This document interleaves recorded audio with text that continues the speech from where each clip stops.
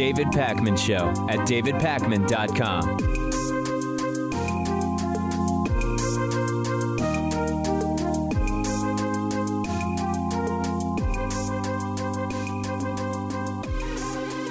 So we have to just realize at this point that the Washington Post does not like Bernie Sanders from an editorial perspective. And they're clearly involved in a Bernie smear operation, even if not completely deliberate. By sort of default, this is what they are doing. So I want to look at the Washington Post coverage of Bernie, but I also want to look back at the back and forth about the Washington Post's coverage of Bernie, which actually maybe tells us even more. So the first thing is, does the Washington Post do a bunch of anti-Bernie coverage? The answer is yes. That's okay. They're allowed to. Let's look at some of the stories. This is just a list of stories from back in March of 2016 during a 2-day period. 16 negative stories about Bernie, including some stories implying Bernie is some kind of misogynist to Hillary Clinton, racializing some headlines about Bernie focusing on white states, calling Bernie partisan. So this is undeniably a very anti-Bernie set of stories at a very key moment in the 2016 primary. And it has continued. If we look at the recent couple of months, the Washington Post ran a story about Iowa doesn't like Bernie anymore. Bernie looking to Canada for affordable drugs like insulin doesn't really make sense. The NRA helped elect Bernie and Bernie won't admit it. Bernie is running into a, quote, socialist reality that is interfering with his ideas. I mean, just persistently hammering away at Bernie. So Bernie did the right thing. He spoke up and he said something, and the Washington Post has responded in a really silly way, completely strawmanning Bernie's complaint. Bernie said, the Post writes negative things about me a lot. This is demonstrably true. I mean, it's just a fact. And the Washington Post's executive editor, Martin Barron, came back and said, oh, Bernie's claiming with no evidence that Jeff Bezos is telling us to write bad things about Bernie. Jeff Bezos has nothing to do with the day-to-day decisions editorially of the Washington Post. Wait a sec. What? Jeff Bezos, what are you talking about? Okay, the Washington Post is owned by Amazon. Jeff Bezos runs Amazon. But Bernie wasn't saying that Jeff Bezos is calling the Washington Post and saying write bad things about Bernie Sanders. So the Washington Post is arguing against something Bernie never claimed, but there is still something really important to understand here. In a lot of news outlets that have bias, you will often hear this argument. No one's telling me what to write. Therefore, there is no institutional bias here. You hear this all the time on Fox News. Fox News reporters, no one tells me, no one upstairs tells me exactly what to say. Me and my producers figure out what to say. I and my producers. When you hear from current or former RT people, RT being Russian state television, RT anchors will say, I have total freedom here. No one comes to me and says, you've got to do this or you've got to say that or defend Putin or whatever. That's not how it works. That's an extremely childish understanding of how it works. People are hired because they are being selected for what it is they are going to do. RT anchors are hired not so that they can be told what to do, but because they wouldn't need to be told. They are selected to fill a certain role. Same thing on Fox News. And the Washington Post, Bernie never claimed Bezos is telling people what to write. But the way it works is that the newsroom is assembled to get people writing what it is that the Washington Post wants written. It could be Bezos or someone else who is making the general call about what the attitude is going to be or not. But this is the way it works. The reporters writing this stuff at the Washington Post most likely don't need to be told write negative stuff about Bernie. At the end of the day, none of this is surprising. The Washington Post has done really good investigative stuff in the Trump era, and that's good, and we can praise them for it. At the same time, when it comes to the Dem primary, the Washington Post is demonstrably and reliably anti-Bernie in their coverage of Democratic primaries. Okay, we know that. We should be scrutinizing everything that we take in terms of media, this show included, but we can't deny that without getting into Bezos's calling, the Washington Post editorially has been consistently anti-Bernie, period, and Bernie's right to call that out. I told you last week that the nickname Moscow Mitch is really sticking to Republican Senate Majority Leader Mitch McConnell, and he absolutely hates it. He's been dubbed Moscow Mitch because he consistently stands in the way of every single proposal to try to stop future foreign election interference, including and primarily from Russia. People have been showing up at his public events and just chanting Moscow Mitch louder than his microphone will go. It's great. And this has now been more and more mainstreamed. Speaker of the House Nancy Pelosi has now referred to Mitch McConnell as Moscow Mitch. This was during an appearance in Springfield, Illinois, a day or two ago. Take a look at this. So we've sent our legislation to the Senate. They sent our legislation to the Senate. Moscow Mitch says that he is the Grim Reaper. Imagine describing yourself as the Grim Reaper, that he's going to bury all this legislation. Well, we have news for him. So don't be confused. I'm not telling you this to praise Nancy Pelosi as anything other than a centrist Democrat. But this is notable because this is a story that's building with more and more people being aware of it, more and more disturbing revelations about Mitch McConnell's foreign relationships. The Washington Post has reported about Mitch McConnell's Russia ties. Even Republicans are increasingly calling Mitch McConnell's efforts to block these bills to stop election interference anti-American. And of course, the Republican concern trolls are now out in full force. How lacking in decorum and politeness. Nancy Pelosi, oh my, calling a fellow congressional leader. She's Speaker of the House. He's a majority leader in the Senate, using nicknames. How terrible. Wait a second. Donald Trump's entire presidential campaign and administration is based on nicknames. That doesn't matter. They don't care about that. It's different when Trump does it or something. They just love to pick up any old narrative that's convenient at the time. Nancy Pelosi uses a nickname. Oh, she's bad. Mass shooting, video games cause violence. Moscow Mitch, nicknames are bad. Caging kids, Obama did it back a few years ago. She's stooping so low and disgracing the office of the Speaker. Wait a second. Trump has disgraced the office of the presidency 100 times over. Nancy Pelosi saying Moscow Mitch is not the problem here. And I know some people in my audience might not like this. I commend Nancy Pelosi in one particular sense. Branding and messaging in politics are super important.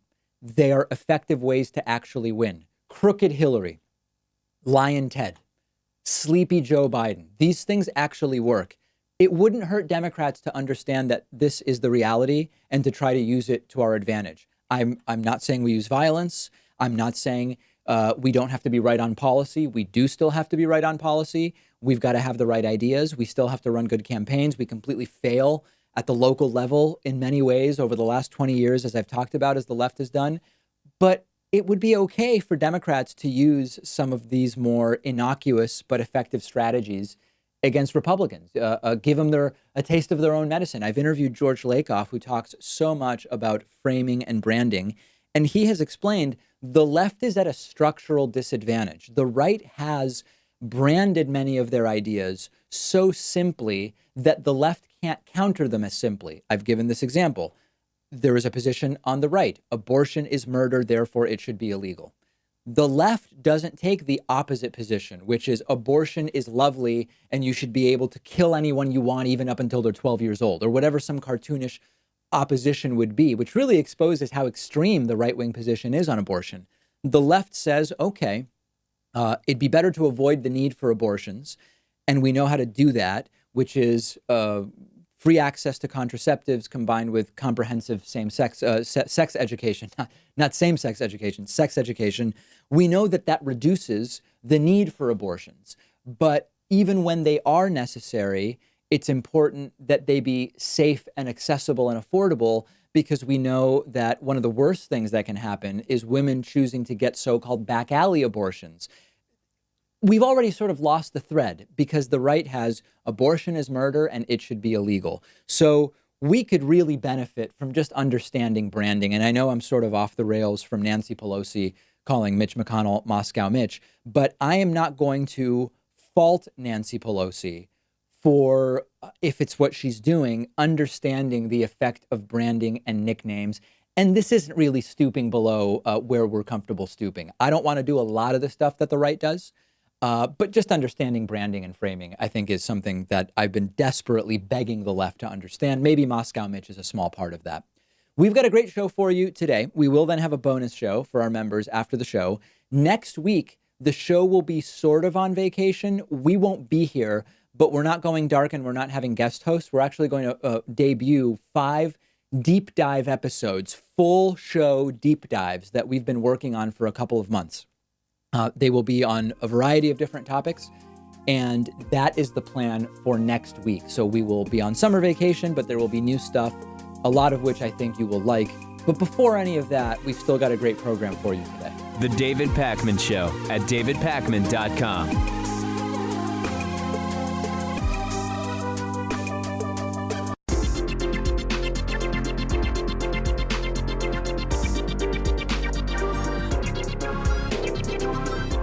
The David Pakman Show at davidpakman.com.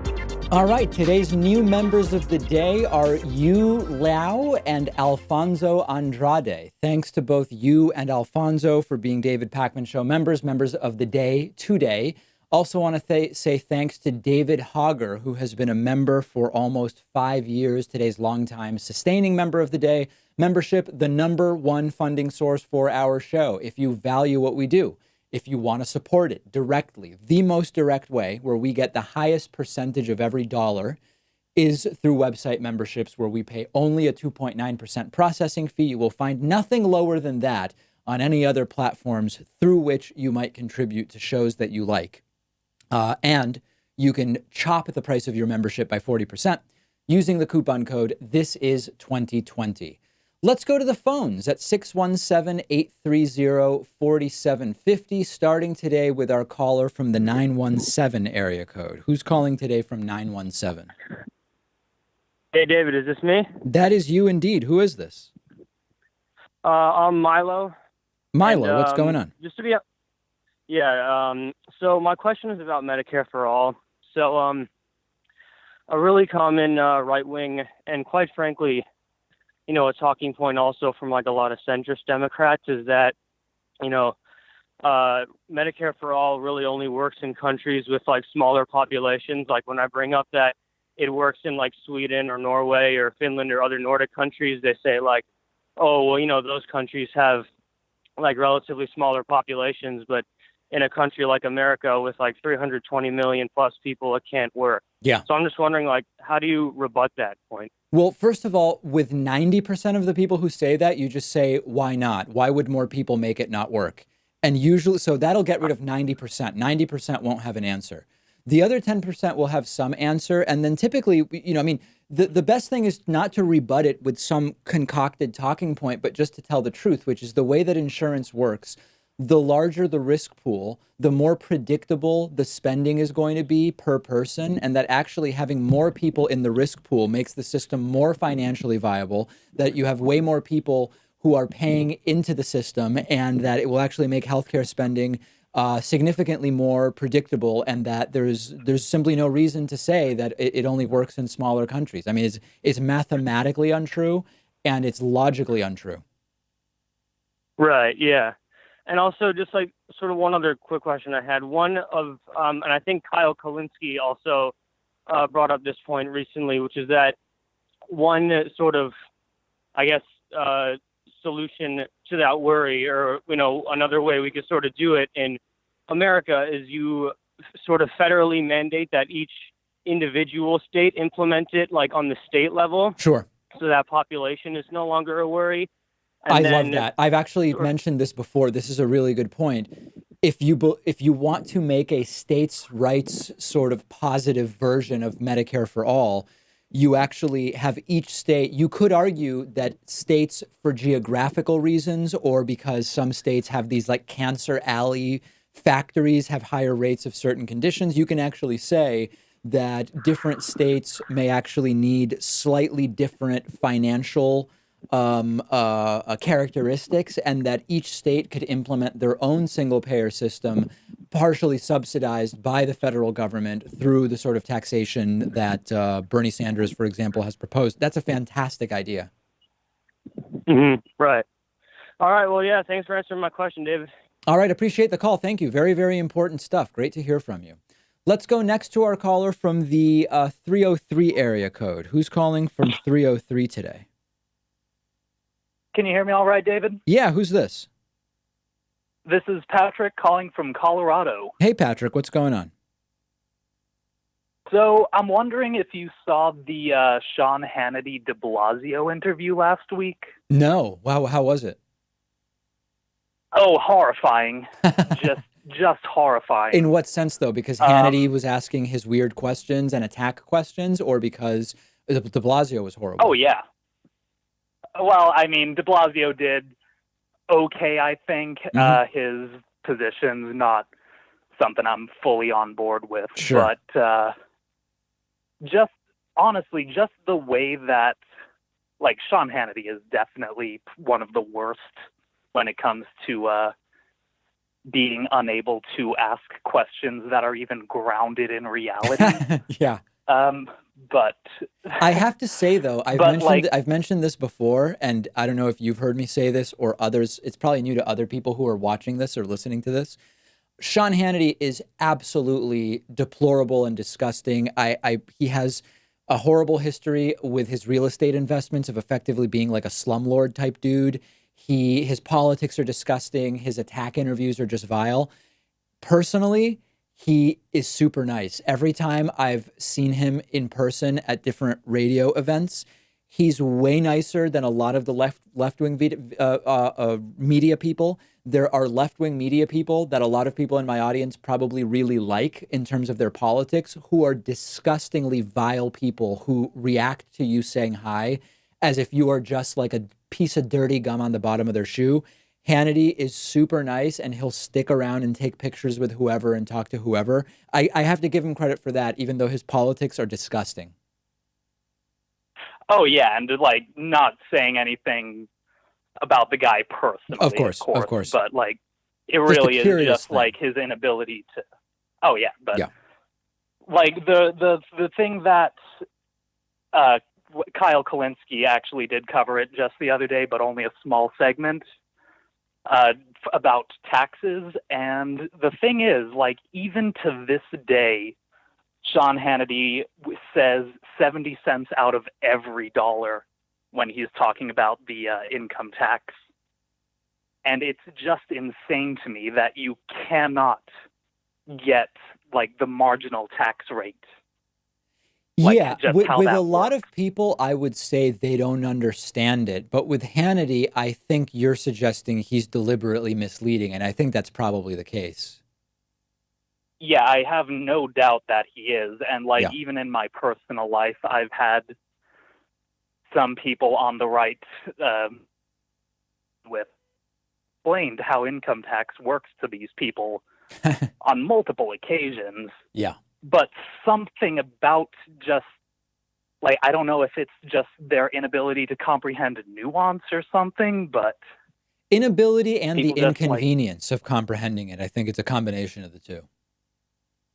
yeah, and of course that nuance comprehension goes into every single issue you can possibly bring up. Absolutely. Patrick, thank you. But- Appreciate the call. I'll check out that interview. Will do. All right. Take care. Thank you.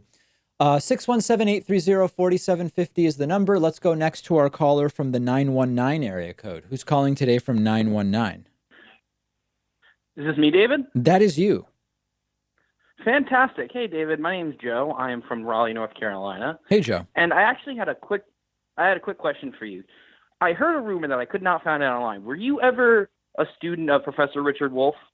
Oh, yeah. I mentioned that in almost every one of my interviews with him. I had him for introductory macro at the University of Massachusetts in 2000, must have been 2003, I guess. Oh, wow. So that leads into my question. How are you still a capitalist, man? The guy is brilliant in the way he explains how he wants to implement socialism, and I would assume that you're not so ardently against his concept of, like, worker cooperatives, right? No, I have no problem with worker co-ops at all. I mean, listen, does having one class with someone in college make you fully buy into the full extent of their ideology? I don't think so. Like I had his class. Well, no. Yeah. I'm more or less. I was being a little glib, obviously, but I'm just. explaining that I really do think that his idea of converting over to a worker cooperative style form of socialism is what an ideal system that I would want. And I was curious what your problem would be with converting to that kind of a style of system where we take out this connection between employer and employee and his entire conception of what socialism is. I'm all for democratizing the workplace. I think that for any company that wants to do that and believes that that's how it would be best run, like that's fantastic. And there are companies that have done it and it works for them. There are companies that have done it and then have changed their minds because it didn't work so well. I'm completely open to all of that. But my broader economic view is social democracy, where democratization of individual workplaces is great, but I still am okay with a system that is a very well-regulated, redistributive form of capitalism, which is not what we have here in the United States, to be clear. Right. So my question would be is I don't understand what is inherent in capitalism to that exactly. What exactly is inherent to capitalism that you would like to keep? Well, if you want that to... kind of... when I look at, if you look at any of the pieces that sort of distinguish free market capitalism, real social democracy, and an actual socialist system, when it comes to private property, when it comes to taxation, when it comes to entrepreneurship and private business, I align with social democracy, which is an extremely well-regulated form of capitalism, not with socialism. I mean, I guess we're sort of like, we're going circular here in a sense, but I've sort of outlined my views on this in more. Well, I'm sure you're aware that like Marx distinguishes between, personal property and private property, and not necessarily everything would be, like a fundamental, like the state would, like not like a Soviet style system. That's not what a lot, most people would advocate for. I think most socialists would advocate for like community land grants, like I said, worker cooperative style programs. Like for example, in Italy, I think they have something to the effect of like 9 people can get together and take all their total amount they would get in social welfare for that year and start a worker cooperative. Like those would be the kinds of programs that socialists would want here. So once again, I'm not quite understanding what the so listen, free market is not to go to that example, I am not in favor of the government saying if you start a business and you hire anyone, that business now must be shared ownership with everybody you hire. Like I find that to be an authoritarian imposition from government. So I'm all for businesses deciding that's what they want to do. I'm all for people going into business together, etc. But I would not be for a government saying any businesses that are started need to have, socialized ownership like that. I'm just not for that. Okay, I understand that. I think that would be more of an option because, like I said, if the government's just giving you a grant to do something, it's not necessarily a forcing. You don't have to force the structure of that either. You can do different forms of socialized structure within that system. So okay. I understand your concept of that, but I appreciate you taking the call. And I've been actually trying to call you for almost 3 weeks straight trying to ask you this question. I really appreciate you taking my call, David. All right, thank you. Yes, it can be tough to get on, but I'm glad that you did and appreciate the phone call. Let's take a quick break. If you're holding, don't hang up because we're going right back to the phones. Don't hang up if you're holding. Don't hang up if you're holding because I am going to take more calls right after this. The David Pakman Show at davidpakman.com.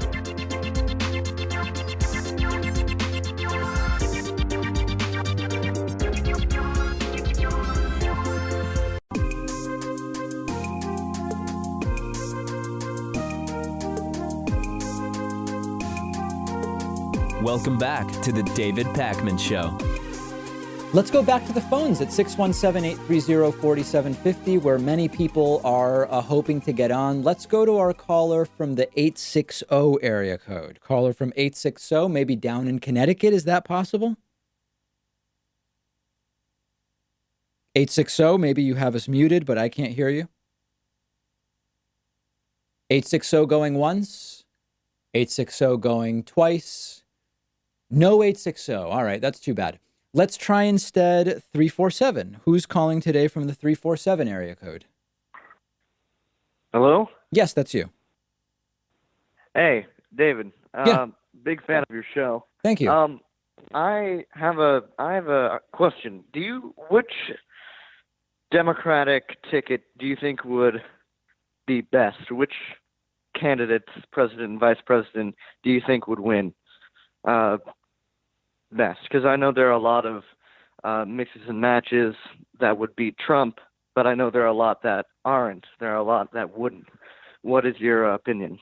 I have not thought about vice presidential at all, so I really couldn't tell you. I mean, as far as what the polling says right now in terms of who could beat Trump in the general, both Bernie and Biden do really well against Trump in hypothetical polls. Harris and Warren do well, but not quite as well. I'm just sort of going from memory here. But as far as VP, I mean, listen, in one sense, I don't think VP is going to matter that much in 2020. I think that this thing is going to be won or lost on a couple of things. One, turnout in a few key states. Who gets slightly more people to vote? Number two, how much voter suppression takes place?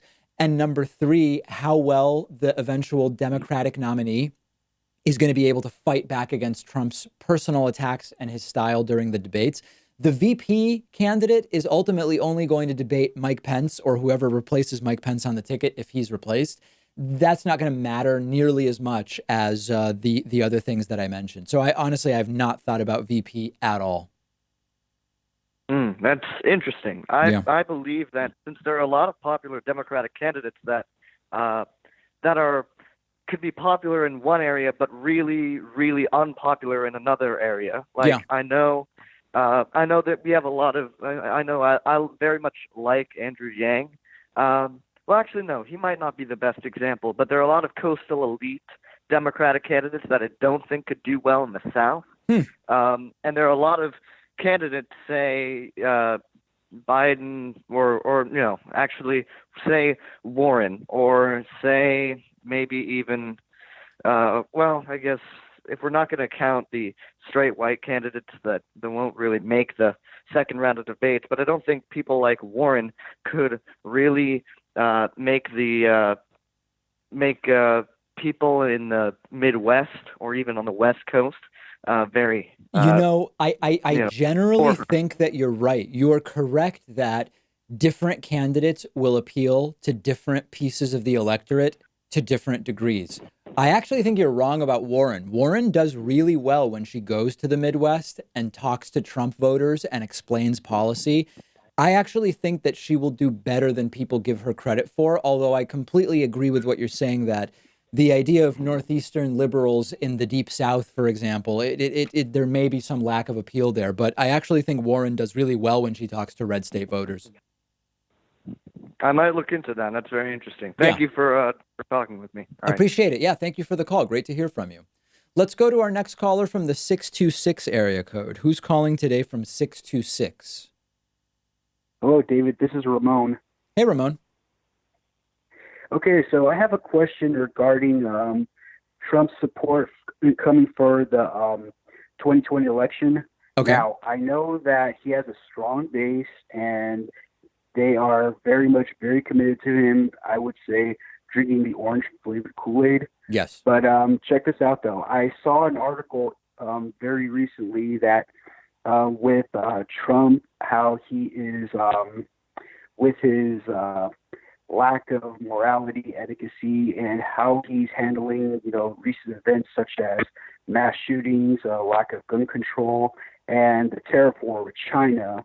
I read that he could be losing some kind of support, whether it's people from those who voted for him back in 2016 and thought that he's not doing much of a good job, or those who voted for him who have moral standards and feel that he's not living up to that kind of morality, or independents as a whole who I believe that he really needs to be reelected, especially in the Rust Belt states.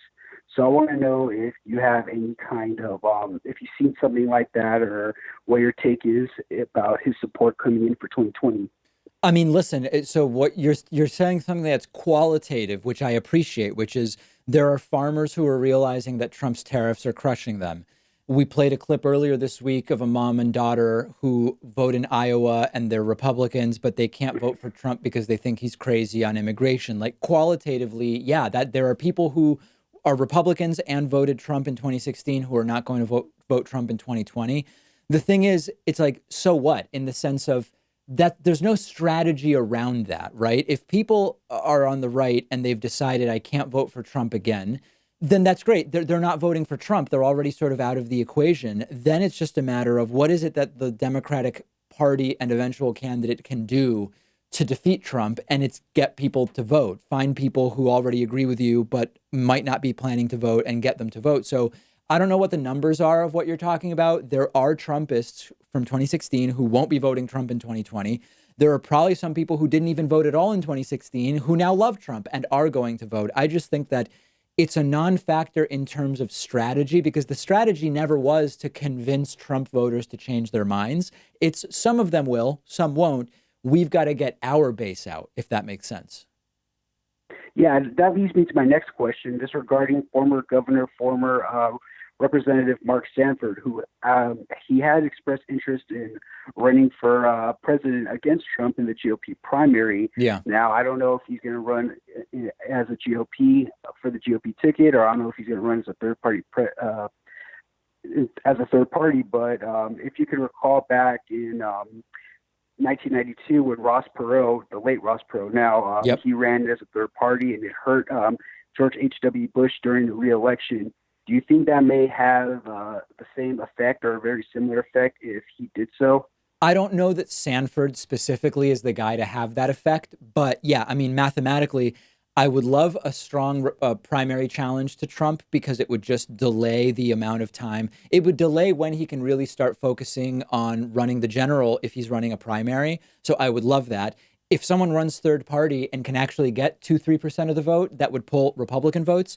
That would be absolutely fantastic. And it could literally be the difference maker in defeating Trump in 2020. So I'm for all of that stuff, as long as, you know, I'm not going to support someone where it's less clear who they're taking votes from. Like the Howard Schultz thing, there was disagreement over who would Howard Schultz have taken more votes from, the Democratic nominee or Trump. Different people had different ideas. If there's a Republican running third party who clearly will hurt Trump, I'm all for that 100%. All right. Now, one quick question, just very quick. Okay. I'm not yet a member, but may I have your personal authorization, personal permission to become a member of the David Pakman Show? Yep. Oh, you're completely, I've authorized you fully to buy 100 memberships for yourself. Yeah, since I have you on the line, I may as well ask you. Good. Yep. No, I'm completely for that. And I look forward to welcoming you as a member. Going to do that soon. Okay. All right. David. Okay. Thanks. Appreciate the phone call. Great to hear from you. Let's go next to our caller from the 203 area code. We're trying again, I guess, with Connecticut. Maybe we'll have better luck this time. Who's there from 203? Hey, it's Ali from Connecticut. Hey, Ali, what's going on? Hey, this one's just lighthearted. I was just wondering about your how-to videos. Okay. I was wondering if you get annoyed when people like goof on them, or would you rather like hide them? No, I don't care. I was 20 years old. Okay. I produced a bunch of how-to videos. I starred in some of them, everything from dog training to basketball to I don't even remember what else. I was like the recipient of a massage and a massage. I don't care. It's fine. I was 20 years old. I was making more money doing those videos than any of my 20-year-old friends were making at the time. And it was the start of getting into audio-visual production. And it's funny. I don't mind it at all. Would you like do any more as like a goof? I mean, listen, maybe as a goof, but I'm pretty busy right now. I don't know that I'm looking to do instructional videos. But sure, if the right situation presented itself, I'd be in an instructional video again. Why not? All right. Last question. It's really short. Are you going to be at the Boston Straight Pride Parade? Oh, when is it happening? Has it even been approved? I thought it got blocked or something. Yeah, I think it's scheduled for the 31st of this month. Oh, no way. Oh, I may go and check it out then and interview some people. That might actually be interesting. I didn't realize that. All right. Thanks for having me. Okay, Ali from CT. Appreciate it. Thanks for the call. 617-830-4750 is the number. Let's go to our caller. Why not the 502 area code? Let's try 502. Hello? Yeah, that's you. Who's this? Hey, David, how are you? Good. I'm Amar from Louisville, Kentucky. Okay, Amar, what's going on? I'm just calling to see if you're going to Politicon this year.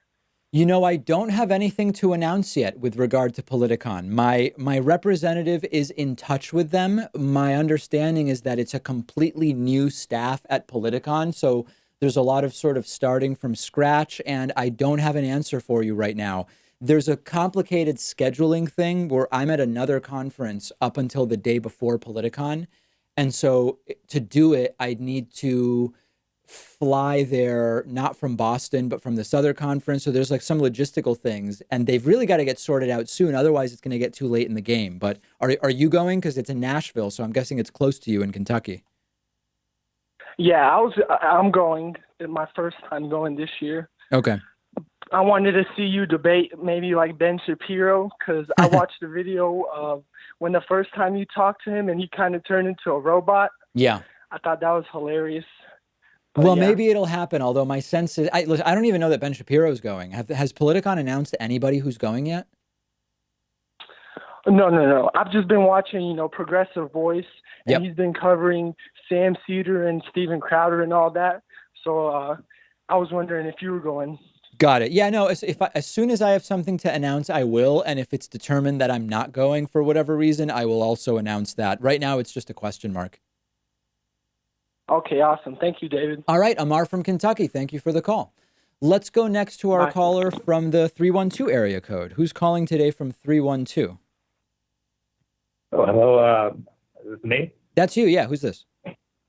Oh, yeah, this is Chris from Chicago. Hey, Chris. I was just watching your video about, like Elizabeth Warren's gun safety plan. Yep. I think a lot of it would work, and I'm not really knocking it too much, but I don't know, what do you think about, some people on the left who don't really, I don't know, a lot of people say they don't feel safe about stuff like that, They don't feel safe with what? What do you mean?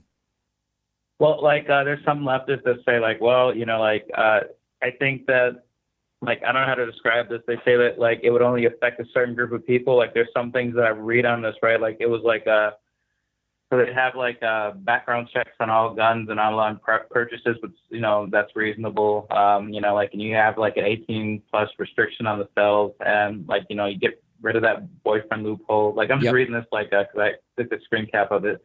But do you mean, let me see if I understand, Chris, are you saying some people say that only people who abide by the law will be affected by different laws, so that in reality, criminals are just going to illegally get guns either way? So what does it matter? Are you talking about that?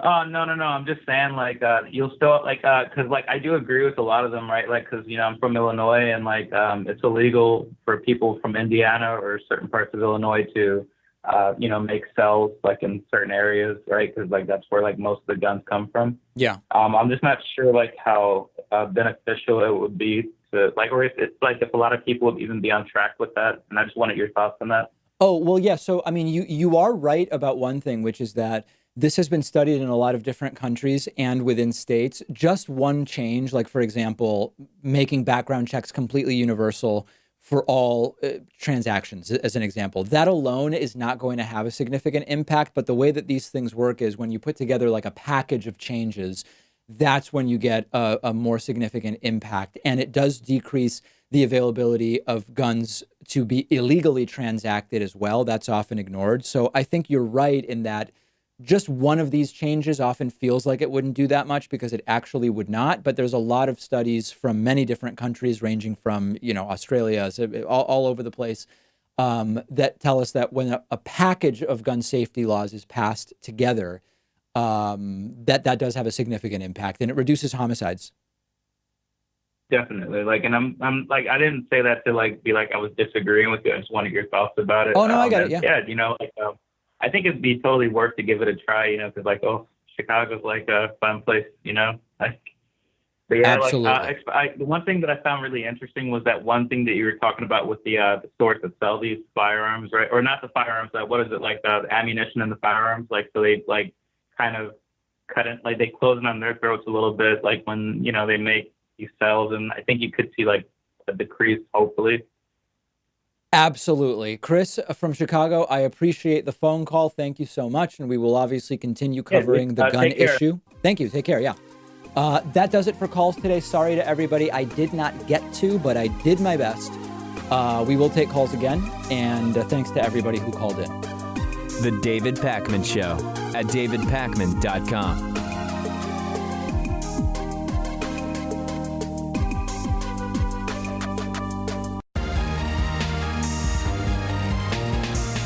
The David Pakman Show at davidpakman.com. All right, let's get into audience questions for the week. The first one, very, very ripe for people to be very angry with me. The question is, hey, David, why are you ignoring Tulsi Gabbard all the time?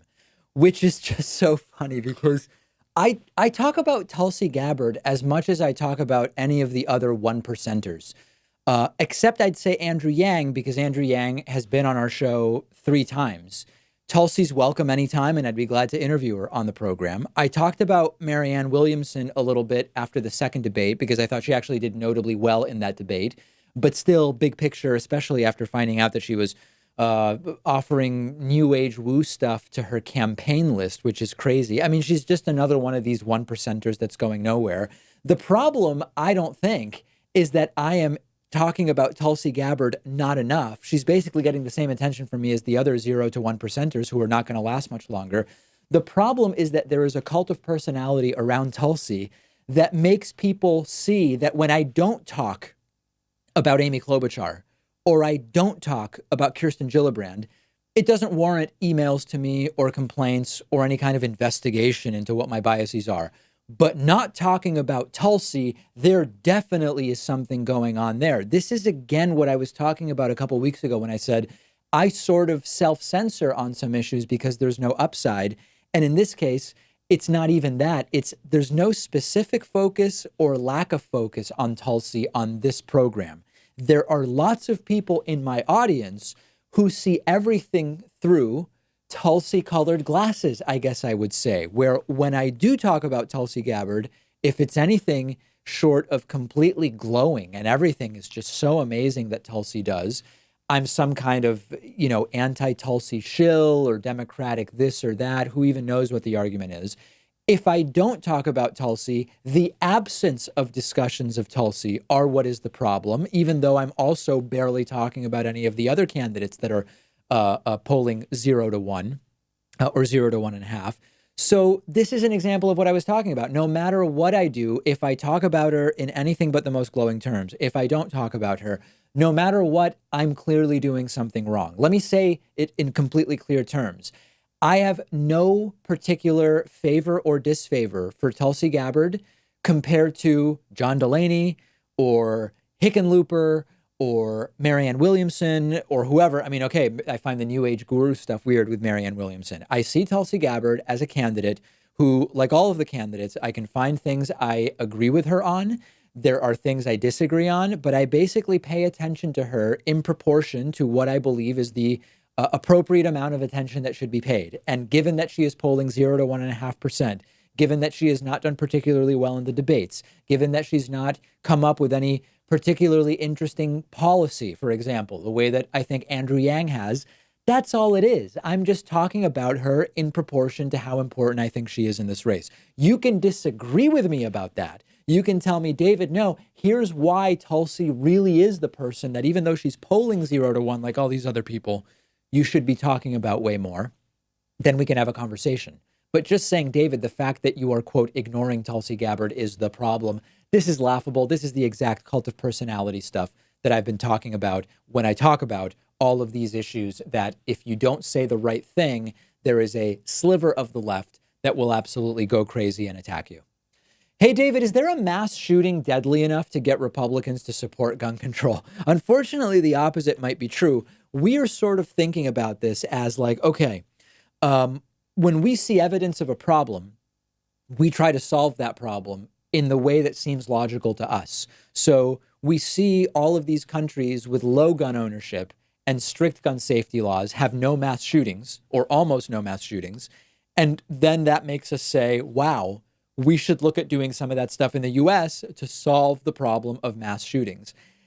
There's a fundamental problem here in that the pro-gun fetishists don't see gun control as the solution to mass shootings. So the idea of If there's a really bad mass shooting, then all of a sudden the gun fetishists will stop wanting more guns. They'll want gun safety. No.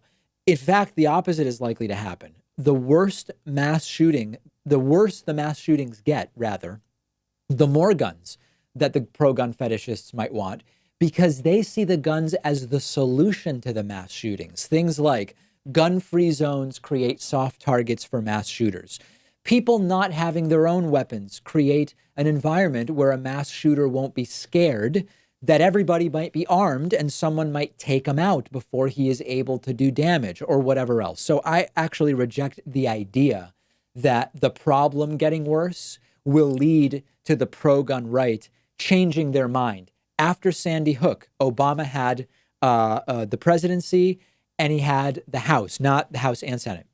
And he was not able to pass universal background checks, even though there was like 90% support for those in the United States at that time.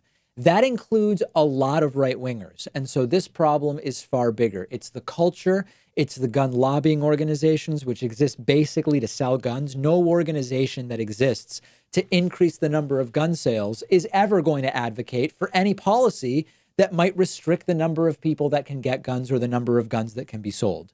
There's an idea that a bunch of people tweeted me when I said I'm going to be answering this question on the show.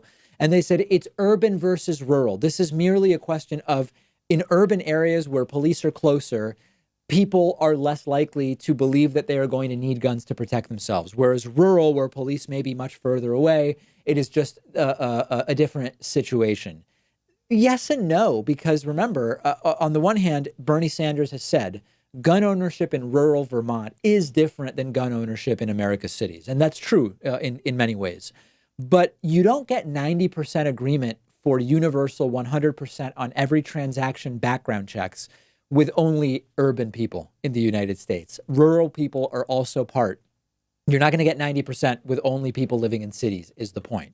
What might actually, and I hate to say this, but what might actually change things is if large groups of minorities start to not only arm themselves, but make a big show of it. Do it in the same way that a lot of these right-wing, mostly white groups do it, the open carry displays or whatever. I'm not for any of that stuff. I hate it. I think it's disgusting. I think it's a waste of people's lives that's how they want to be activists, to walk around with guns visible in a Walmart or wherever else on the street, whatever the case may be.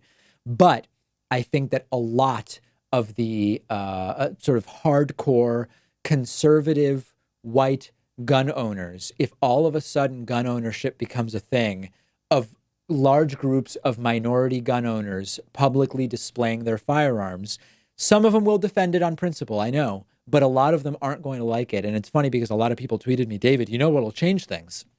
If all of a sudden armed black militia groups, armed Latino militia groups in border states start making big displays of their open carrying, where it is legal, of course. And I actually think that that might actually influence a lot of people to start saying, wait, hold on a second, we've got to reconsider this. Although, of course, they would reconsider it only in the most hypocritical way.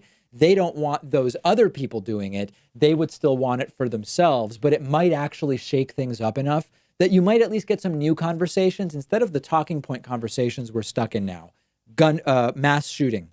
The guns aren't the problem. The fact that it was a gun-free zone is the problem. Okay, but what about banning these types of weapons? Those weapons are often not the ones actually used in the crimes. Okay, well, what about ammunition? A lot of that stuff is aftermarket. It's like the same talking point conversations that go nowhere. Maybe that would actually change that up. Let me know what you think. Let me know what you think would actually change the mind of a pro-gun right-wing fetishist on this issue. Hey, David, won't Medicare for all kill jobs? This is a really loaded question, and I'm glad to have the opportunity to talk about it.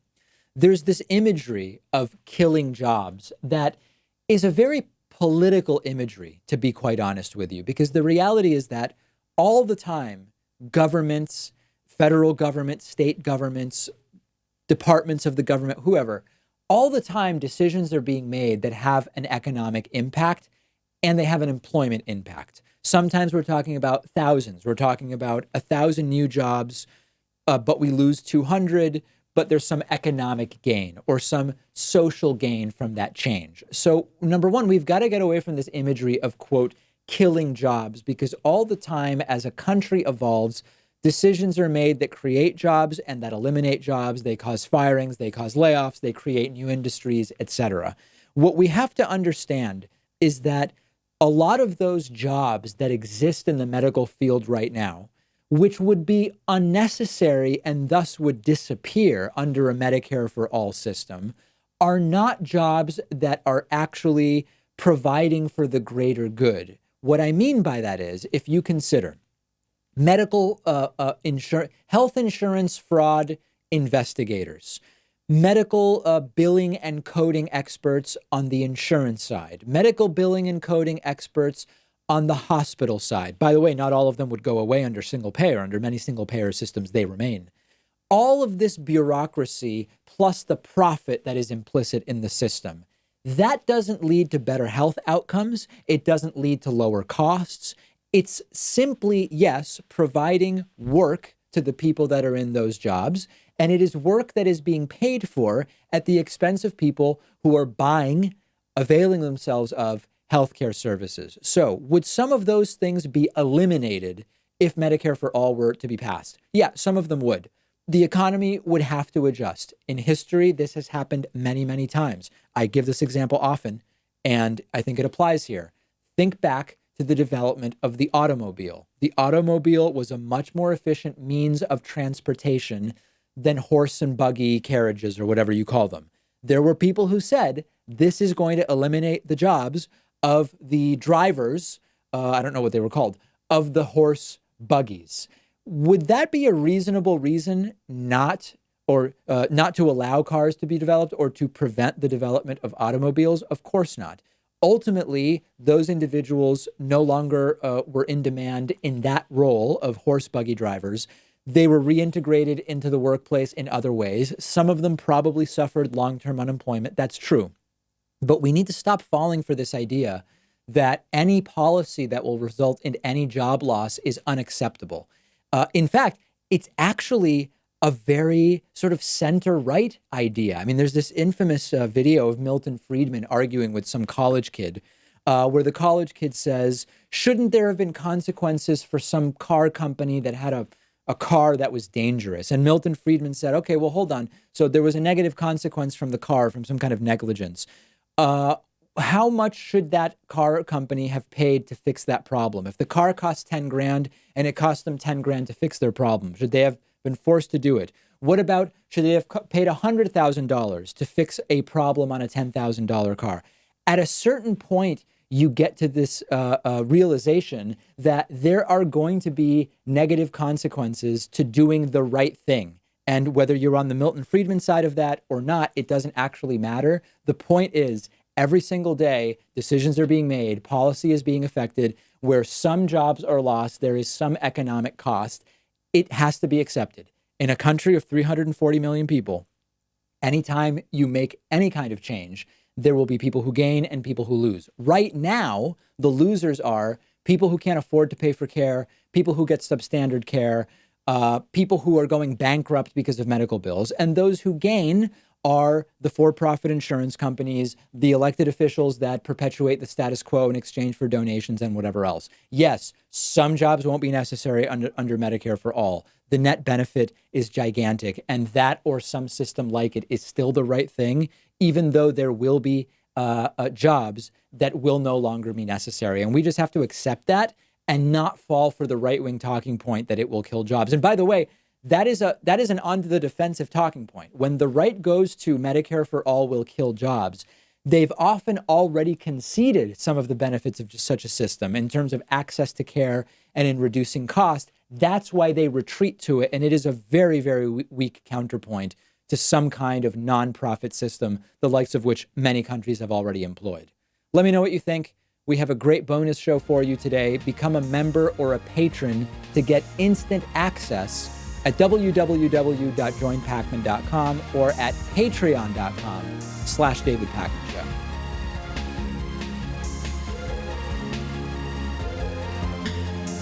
The David Pakman Show at davidpakman.com.